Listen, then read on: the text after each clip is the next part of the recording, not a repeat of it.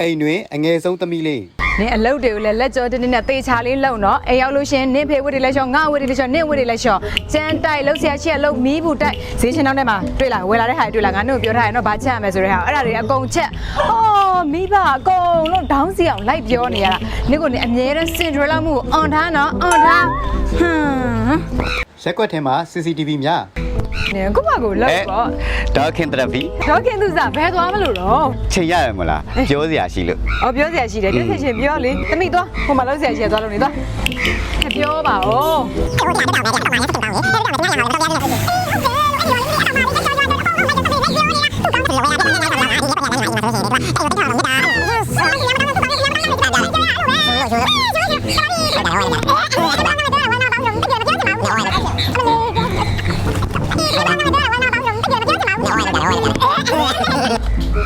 အော် စိတ်ညက်လိုက်တာတကယ်ပါ